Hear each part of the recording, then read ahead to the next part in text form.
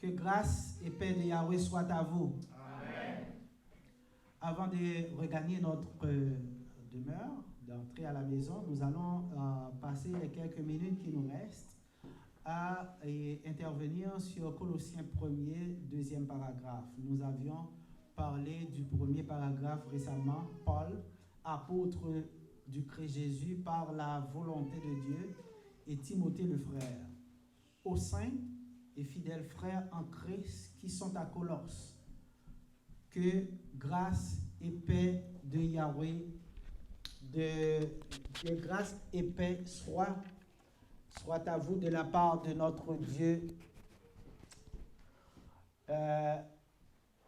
La dernière fois, nous avions expliqué que Paul, apôtre, on a expliqué qui était Paul.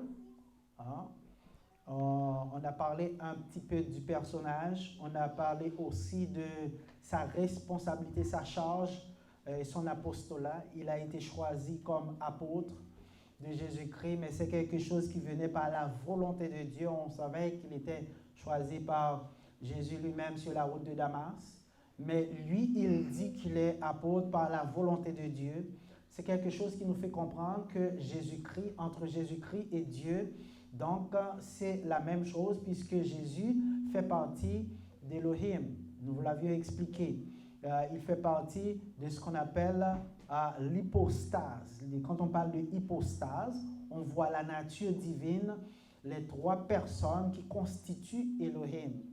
Et si vous regardez en Genèse 18, vous allez comprendre que Élohim s'est manifesté sous la forme de trois hommes en se présentant à Abraham. Donc, ces trois personnes consubstantielles. C'est pourquoi on parle de hypostase, de personnes de même nature, de même substance. Nous étions arrivés à Timothée le frère. Nous n'avions pas parlé un peu de cette tranche. Et rapidement, nous comprenons que Paul a écrit cette lettre en son nom et au nom de Timothée. Donc, qui était Timothée? Timotheos, Kai Timotheos, Hoadelphos. Timothée, le nom est composé de deux mots, du verbe timao, qui signifie honorer, et theos, qui signifie Dieu. Donc, quand on dit Timothée, on voit honorer de Dieu ou honorant Dieu. C'est ce que signifie littéralement le nom Timothée. Donc, Timothée était prédicateur de l'église d'Éphèse. Pourtant, Paul ne l'appelle pas prédicateur Timothée ou bien pasteur Timothée, ou encore moins révérend Timothée ou évêque Timothée. Parce que ces mots constituent des charges qui sont en quelque sorte dédiées à certaines personnes choisies pour les accomplir. Donc, le mot généralement le plus courant, le plus commun qu'on utilise, c'est le mot pasteur, poimen, en grec, qui signifie berger. Mais le berger, c'est quoi? Poimen, le verbe poimaino, quand vous regardez ce verbe, vous allez voir qu'il signifie prendre soin d'eux. Donc, le berger ou le pasteur, c'est quelqu'un qui prend soin du troupeau. Donc, les membres de l'Église est considéré comme un troupeau. Et pour qu'il y ait un troupeau, il est nécessaire qu'il y ait un berger qui doit prendre soin de ce troupeau. Mais cette personne qui, en quelque sorte, a cette charge de s'occuper du troupeau, ben, on ne peut pas l'appeler pasteur, on ne peut pas l'appeler berger. Si on l'appelle comme ça, il faut aussi appeler les membres de l'église des brebis, des moutons, moutons Jean, brebis Jean, etc. C'est une métaphore. Et beaucoup de gens ne comprennent pas. Je m'excuse. Beaucoup de gens ne comprennent pas. Et ils utilisent ce mot comme un titre pour se différencier, pour se dissocier, mettre une distance entre eux autres et le reste de l'assemblée. Et nous comprenons, chers amis, qu'on ne peut pas mettre une métaphore devant un nom propre. Dans la Bible, il y a plein de gens qui occupaient cette tâche, qui prenaient le soin du troupeau. Et le plus grand, c'est Jésus-Christ. Et il a dit lui-même, je suis le bon berger, je suis le bon pasteur. Le bon pasteur donne sa vie pour ses brebis. Mais est-ce qu'on a entendu, moi depuis que je suis né jusqu'à maintenant, je n'ai jamais entendu quelqu'un parler de Jésus et dire, pasteur Jésus a dit. Pourtant, il a dit qu'il est le bon pasteur.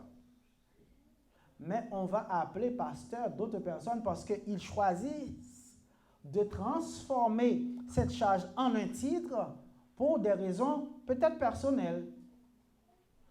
Mais si cette même personne qui se dit « je suis pasteur Antoine », vous l'appelez berger Antoine, il va se fâcher. Parce que quand vous dites pasteur, ça fait ressortir dans la tête des gens une sorte de prestige, une valeur, vous êtes haut. Parce que pasteur ressemble à, c'est terminé en IR, n'est-ce pas? C'est terminé en directeur, ingénieur, professeur, hein? Un titre, on s'élève, on se gonfle la tête. Mais si on dit berger, ça ressemble à gardien ménager. Donc, il n'y a pas d'honneur là-dedans. On n'est pas venu dans l'église du Seigneur pour se mettre en valeur, pour trouver de l'honneur. Parce que dans l'église, nous sommes tous des serviteurs. Le seul qui soit important, c'est Christ. Parce que c'est lui qui est la tête de l'église. Nous sommes tous des frères. Dès que quelqu'un commence à exiger d'être appelé pasteur pour se différencier des autres, il commence à être gonflé, enflé d'orgueil, et à ce moment, il n'est rien. Parce que celui qui s'élève sera abaissé, celui qui s'abaisse sera élevé. Nous sommes tous frères devant Dieu. Et vous allez voir l'exemple que nous avons dans la Bible. Jamais dans la Bible, vous n'avez jamais trouvé un seul exemple de quelqu'un qu'on a appelé pasteur. Regardons pour voir. Paul s'occupait de l'Église, mais il était apôtre. Dans les traductions, si vous allez voir, Paul, quand il écrit Paul, virgule, apôtre de Jésus-Christ. Mais les hommes, dans leur traduction, ils mettent apôtre Paul. On ne dit pas apôtre Paul, on dit Paul, virgule, apôtre, parce que apôtre, l'apostolat, c'est une charge. Ce n'est pas un titre. Et la première personne qui nous a éduqués là-dessus, c'est Pierre, l'apôtre des Juifs. En 2 Pierre 3, paragraphe 15, il a dit « Croyez que la patience de notre Seigneur est votre salut. » Comme notre bien-aimé frère Paul vous l'a aussi écrit, selon la sagesse qui lui a été donnée. Qu'est-ce qu'il a dit? Notre révérend Paul, ou notre apôtre Paul, ou notre bishop Paul, notre bien-aimé frère Paul.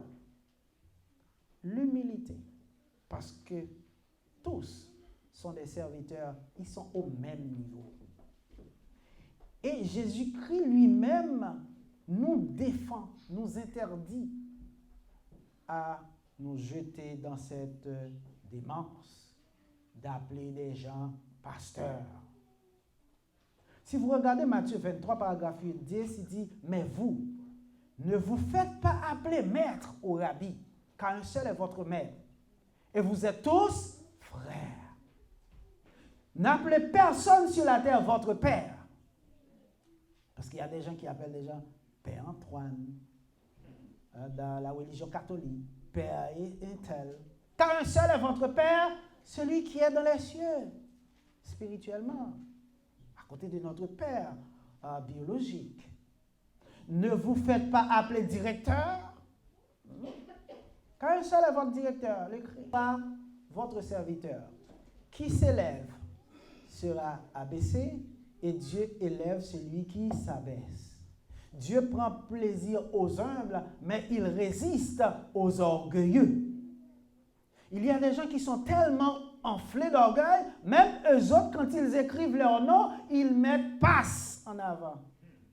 Ben, ils se présentent même, et appelez, c'est pasteur Josaphat. Pasteur, c'est ton prénom ou ton nom de famille? Est-ce que c'est dans votre acte de naissance? Je suis pasteur tel. Il se gonfle d'orgueil, alors qu'en réalité, le pauvre monsieur ne sait absolument rien, parce que s'il avait su quelque chose, il aurait compris que le mot pasteur, c'est une métaphore et qu'on ne met pas une métaphore devant un nom propre. Pasteur, c'est celui qui prend soin du troupeau. Au sens concret du vocable, David était un pasteur. Il prenait le soin de son troupeau, de ses brebis. Donc, il était berger, mais on ne l'appelait pas berger parce qu'il n'y a aucun honneur à être berger. C'est pourquoi les gens refusent, Pasteur Antoine refuse d'être appelé berger Antoine, parce que quand on dit berger, il n'y a pas d'honneur. Mais quand on dit pasteur, oui, c'est un titre honorifique. C'est une faiblesse de connaissance, parce que le mot poïmène veut dire pasteur ou berger en français, ou gardien, ou surveillant. Chers amis, n'appelez personne pasteur. Ne rendez jamais service à quelqu'un pour l'appeler pasteur. Ou révérend. Encore pire, révérend. Révérend, vous savez ce que ça veut dire? Quelqu'un devant qui vous devez vous mettre à genoux, vous devez faire la courbette, vous devez faire la révérence. Un seul est votre révérend. Nous devons nous agenouiller, nous courber devant un seul, et c'est Dieu seul. Personne.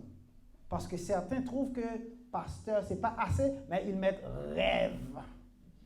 Rêve, point, passe. Antoine Berger, point. Ils sont gonflés d'orgueil. Je sais que je ne me fais pas d'amis. Tant pis. Si je plaisais encore aux hommes, je ne serais pas serviteur de Christ. Chers amis, nous n'avons pas ce modèle dans la doctrine. N'appelez personne mon Seigneur, n'appelez personne mon Père. Tu n'es pas mon Père. Tu n'as même pas d'enfant. Comment est-ce que tu es Père? Premièrement, tu n'as pas d'enfant. Deuxièmement, tu n'es pas mon Père. Pourquoi je t'appelle mon Père? Ça ne se trouve pas dans la Bible. Mon révérend. Et puis, s'il vous plaît, si vous ne dites pas ça, vous allez avoir des problèmes. On peut vous sanctionner. Hein? Parce qu'il faut donner le titre. Le titre, c'est important. Vous êtes... Moi, on dit que je suis arrogant. Moi, je suis arrogant. C'est pas moi qui suis arrogant, c'est la doctrine qui est arrogante. Hein? Parce que moi, je dis ce qu'il faut dire, que cela vous plaise ou non. C'est votre problème. Moi, je parle pour faire plaisir à Dieu. Je ne parle pas pour faire plaisir aux hommes. Si vous n'avez pas le courage de dire la vérité, vous ne pouvez pas être serviteur de Christ. Dieu ne se mêle pas avec des gens qui veulent entrer dans les bonnes grâces des hommes. Je n'ai qu'un seul maître, c'est Dieu et Dieu seul. Un seul à qui je dois rendre compte, c'est lui et aucun homme. Tant pis si je n'ai pas d'amis, parce que les amis, le plus souvent, ce sont des hypocrites. Dieu nous donne des exemples. C'est pourquoi en Romains 6, 17, Paul, sous l'inspiration du Saint-Esprit, dit « Vous devez fonctionner suivant le modèle de doctrine qui vous a été donné. » Le modèle. Hein? Si vous n'avez pas le modèle dans la Bible, vous devez vous abstenir de l'appliquer. Chers amis, au deuxième paragraphe de Colossiens 1er, Paul dit « Tois en Colossais agiois kai pistois adelphois » au sein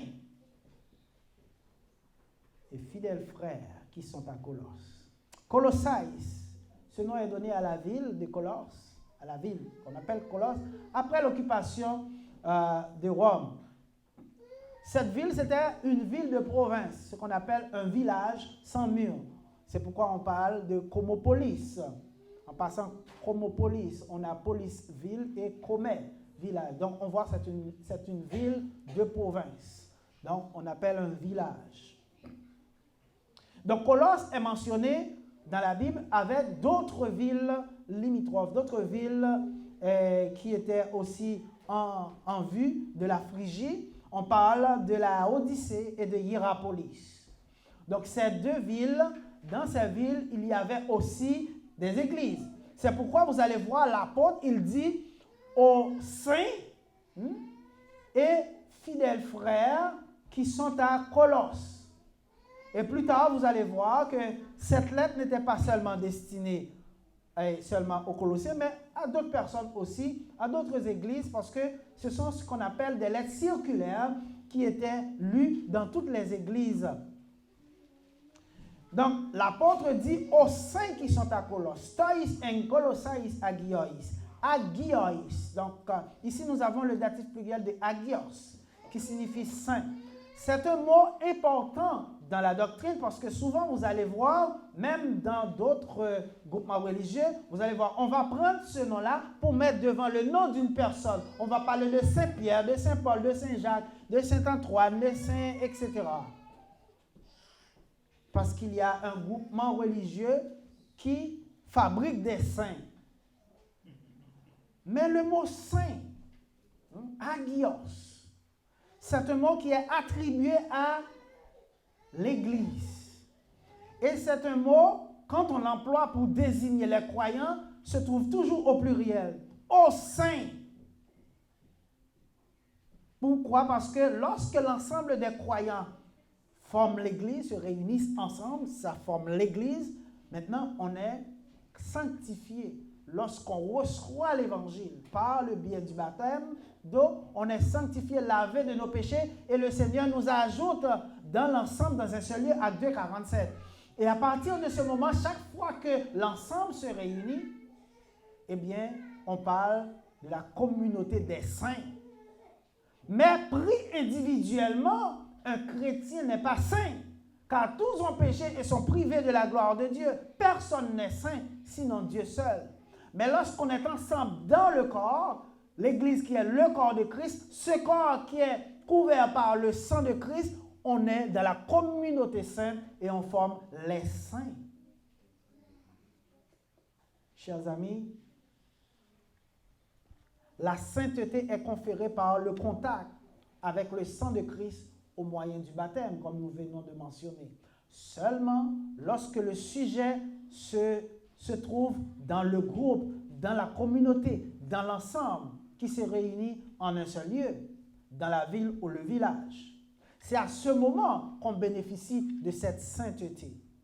Parce que si on se détache du groupe, mais on se détache pour se perdre. En 1 Corinthiens 3, paragraphe 16-17, Paul a dit, par l'inspiration du Saint-Esprit, « Ne savez-vous pas que vous êtes temple de Dieu et que l'Esprit de Dieu habite en vous? Si quelqu'un détruit le temple de Dieu, Dieu le détruira, car le temple de Dieu est saint et c'est ce que vous êtes.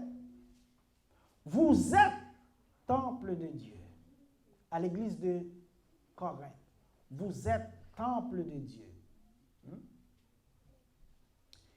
Et que l'Esprit de Dieu habite en vous. Si quelqu'un détruit le temple de Dieu, c'est-à-dire détruit l'église, Dieu le détruira aussi. Car le temple de Dieu est saint et c'est ce que vous êtes. Le temple de Dieu est saint. Ce n'est pas la baptise, c'est l'ensemble, la réunion de tous les croyants. Parce que le sang de Christ est versé pour pardonner le péché des humains et non une baptise, parce que la baptise, c'est une chose inanimée qui ne peut pas pécher. Donc, quand on parle de temple, on ne parle pas de la construction physique, mais on parle de l'ensemble des gens. C'est l'utilisation du contenant. Le temple, c'est un grand contenant qui a un contenu composé d'un ensemble d'éléments qui n'est autre que chaque croyant. Donc, quand on parle du temple de Dieu est saint, on voit l'ensemble des croyants. Ce n'est pas la baptise. C'est pourquoi certaines personnes comprennent de travers et vous allez voir qu'ils vont rendre hommage à la baptise. Vous n'avez jamais vu quelqu'un qui passe devant une chapelle ou quelque chose et puis qui fait le signe de la croix? Parce que pour cette personne, c'est la baptise qui est sainte. Mais ce n'est pas la baptise. Dieu n'a que faire de la baptise. C'est vous, lorsque vous êtes réunis ensemble, eh bien, vous êtes saints. Les chrétiens de Corinthe étaient temple de Dieu. Dans certaines traductions, vous allez voir, vous êtes le temple de Dieu, mais il n'y a pas d'article dans l'original. Nous voyons seulement le mot temple. Ou koidate, roti naos théoeste. Vous êtes temple de Dieu. Parce que si on dit le temple, ça suppose qu'il n'y avait qu'un seul qui soit une seule église à Corinthe. Mais il y avait à Thyatire, il y avait à Sade, il y avait à Smyrne, il y avait à Laodicée, à Colosse. Hein? Mais dans chaque ville, il y a un échantillon du temple de Dieu. Dans chaque ville, dans chaque village. C'est pourquoi il dit, vous êtes temple de Dieu. Donc vous êtes un temple de Dieu dans la ville. Parce qu'il y a un dans chaque ville, dans chaque village. Chers amis, quand vous voyez le mot temple, vous devez porter une attention particulière au contexte. Vous allez comprendre en 1 Corinthiens que nous venons de lire, le mot temple ici, 1 Corinthiens 3, 16, 17, le mot temple a un sens générique. Ici, il fait référence à l'église qu'on a dans chaque ville, dans chaque village.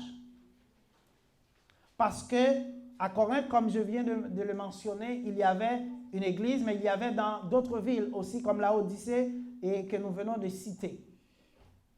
Donc, au paragraphe 16 que nous venons de lire ici, temple a un caractère particulier parce qu'il est seulement question du temple de l'église qui était seulement à Corinthe. Hein? À l'église de Dieu, celle qui est à Corinthe. Vous êtes temple de Dieu. 1 Corinthiens, premier paragraphe 2. Regardez pour voir. À l'église de Dieu, celle qui est à Corinthe. Parce qu'à Corinthe, il y avait une église. Et il poursuit en disant à ceux qui ont été sanctifiés, ce dont on vous parlait, sanctifiés en Jésus-Christ par le biais de l'évangile et du baptême d'eau, à être saints, sanctifiés en Jésus-Christ, à appeler à être saints. Et à tous ceux qui invoquent en quelque lieu que ce soit le nom de notre Seigneur Jésus-Christ, leur Seigneur et le nôtre.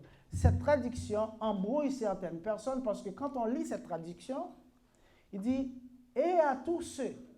Parce que non seulement Paul a écrit ici à l'église qui était à Corinthe, mais il fait référence aussi à tous les autres croyants qui adoraient dans d'autres villes, dans d'autres villages.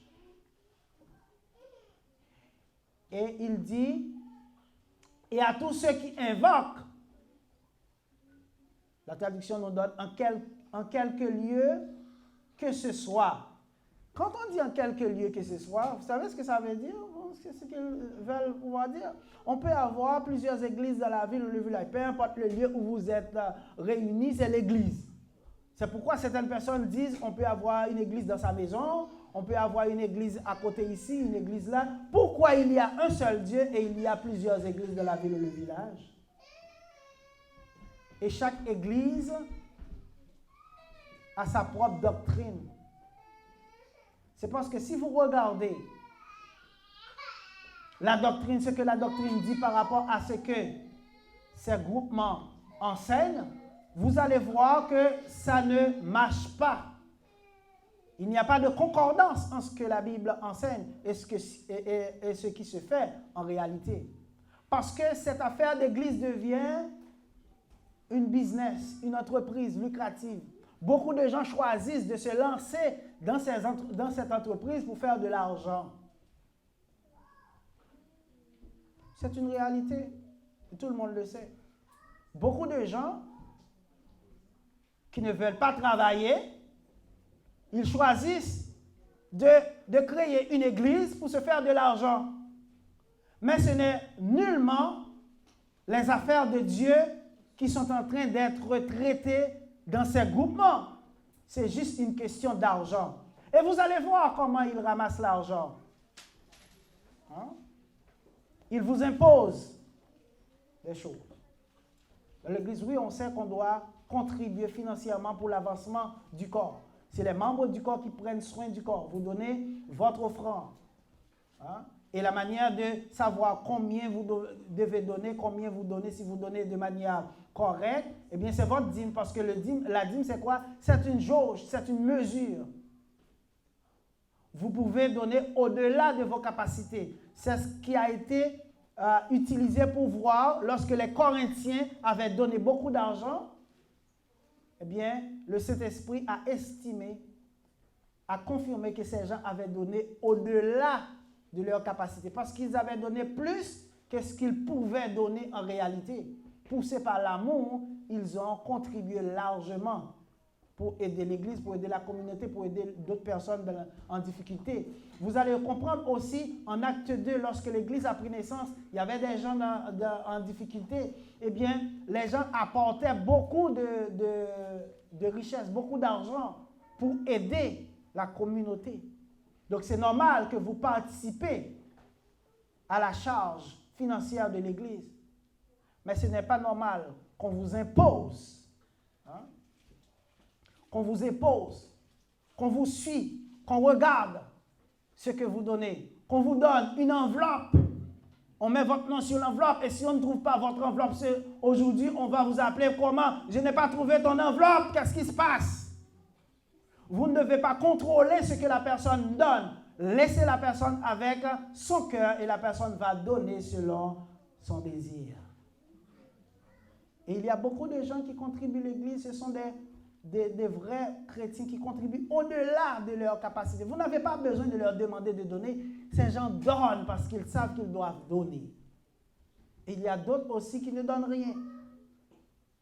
Un 5 piastres. Ils donnent. Mais vous allez être bénis à la dimension de votre largesse. Qui donne beaucoup, reçoit beaucoup. Qui donne peu, reçoit peu. Le fait de donner, c'est un moyen de trouver beaucoup plus de bénédictions. Parce qu'il y a beaucoup plus de bénédictions à donner qu'à recevoir. Chers amis,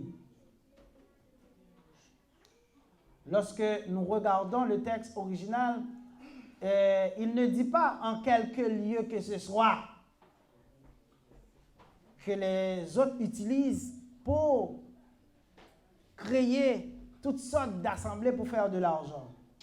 Il dit, tois epi kalumenois to onoma to kirio hemon Yesu Christo en panti topo.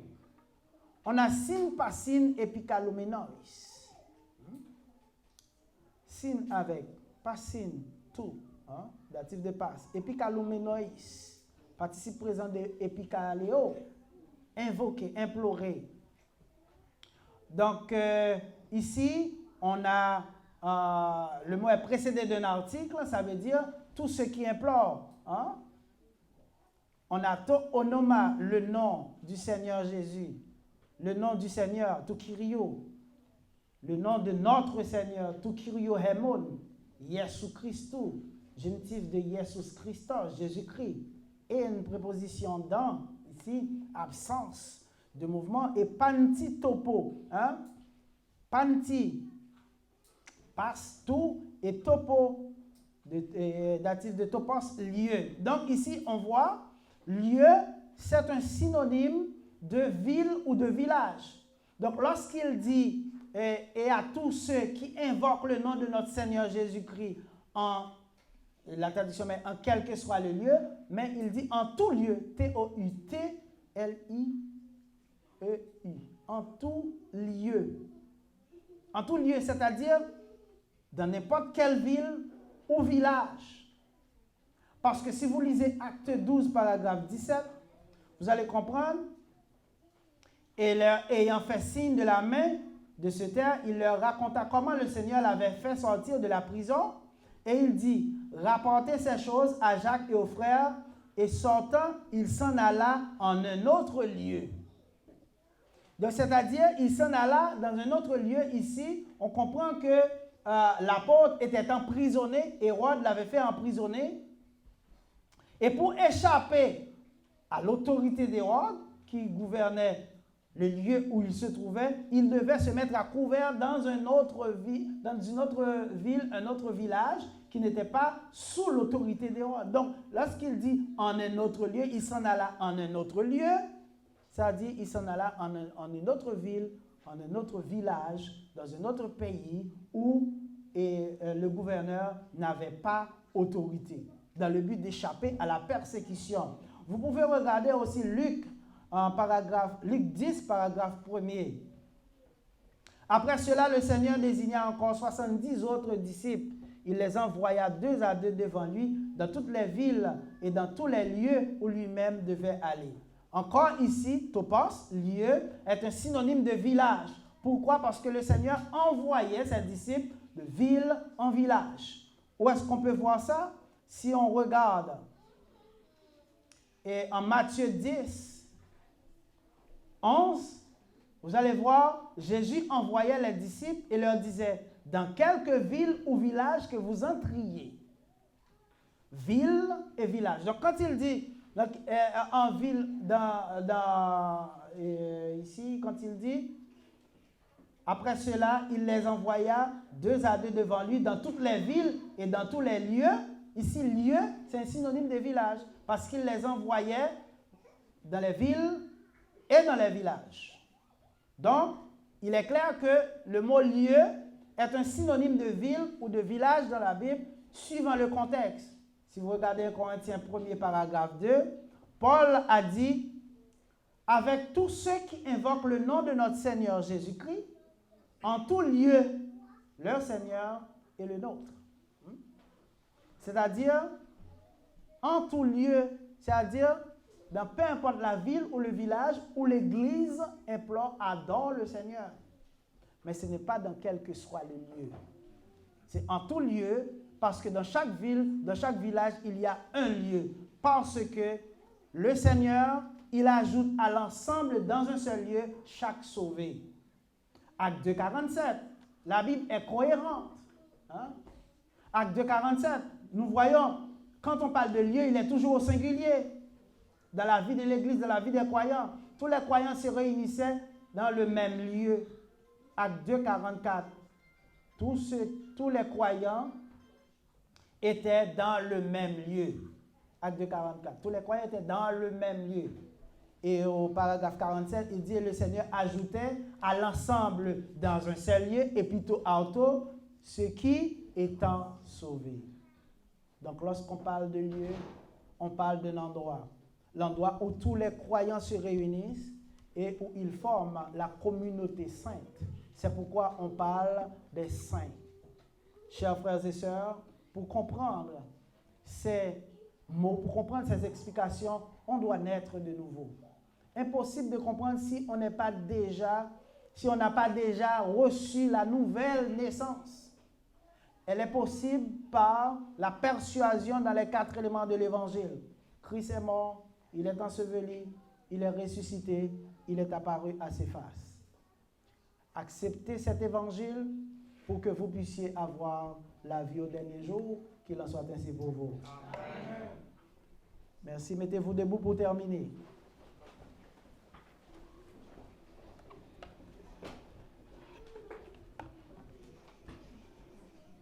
Yahweh des siècles, Dieu d'amour, Dieu de bonté, Dieu de gloire et de miséricorde, nous te disons merci de ton amour et de ta grâce infinie.